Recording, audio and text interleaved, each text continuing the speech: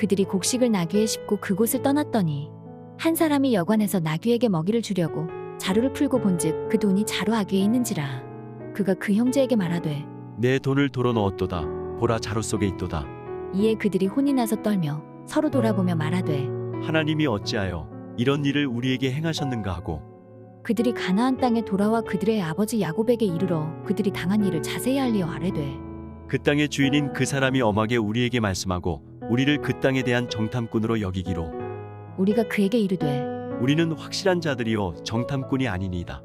우리는 한 아버지의 아들 12 형제로서 하나는 없어지고 막내는 오늘 우리 아버지와 함께 가나안 땅에 있나이다 하였더니 그 땅의 주인인 그 사람이 우리에게 이르되 내가 이같이 하여 너희가 확실한 자들임을 알리니 너희 형제 중에 하나를 내게 두고 양식을 가지고 가서 너희 집안의 굶주림을 구하고 너희 막내 아우를 내게로 데려오라. 그러면 너희가 정탐꾼이 아니여 확실한 자들임을 내가 알고 너희 형제를 너희에게 돌리리니 너희가 이 나라에서 무역하리라 하더이다 하고 각기 자루를 쏟고 본즉 각 사람의 동뭉치가 그 자루 속에 있는지라. 그들과 그들의 아버지가 동뭉치를 보고 다 두려워하더니 그들의 아버지 야곱이 그들에게 이르되 너희가 나에게 내 자식들을 잃게 하도다. 요셉도 없어졌고 시므온도 없어졌거늘 베냐민을 또 빼앗아 가고자 하니 이는 다 나를 해롭게 함이로다.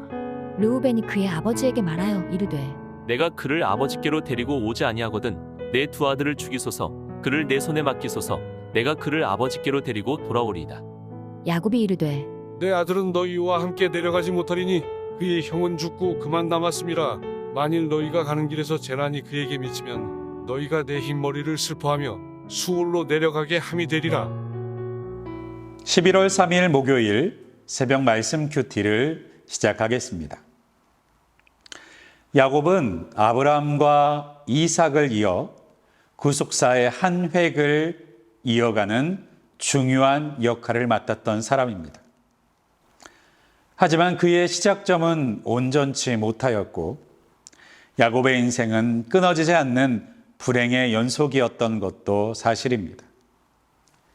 야곱에게 임한 이 모든 불행이 어디서부터 시작되는 것일까요? 그것은 바로 야곱의 욕심으로부터 비롯되게 됩니다. 야고보서 1장 15절에는 욕심이 잉태한 즉 죄를 낳고 죄가 장성한 즉 사망을 낳느니라 라고 우리에게 설명해 주고 계십니다. 어떠한 상황이라 할지라도 욕심이 이유가 되는 모든 시작은 그 결과에 있어서 우리에게 결코 만족과 평안을 줄 수 없다는 사실이죠. 그럼에도 불구하고 야곱에게는 자신이 장자로서의 권리를 얻는 욕심으로부터 시작해 자신이 좋게 여기고 사랑했던 라헬을 얻는 것, 그리고 여러 아들들 중에서 요셉이라고 하는 아들을 가장 사랑하는 것, 이 모든 욕심으로부터 그의 불행이 출발하게 되었습니다.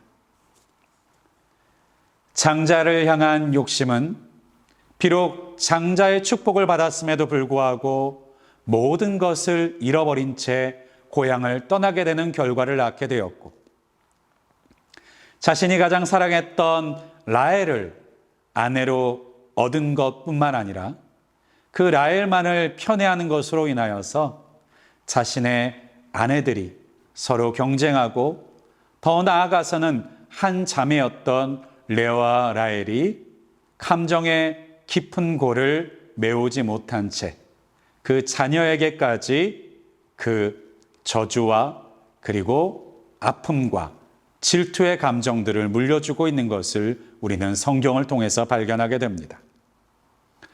또한 자신의 아들들은 어머니에 따라서 서로 대립하고 갈등할 뿐만 아니라 오히려 자신이 가장 사랑하고 아끼던 요셉이라는 아들을 또 다른 아들들의 손을 통해서 노예로 팔게 하는 불행을 겪게 되었던 것이죠. 이처럼 우리의 인생과 삶 가운데 욕심은 하나님의 뜻을 이루는 온전한 통로가 될 수 없습니다.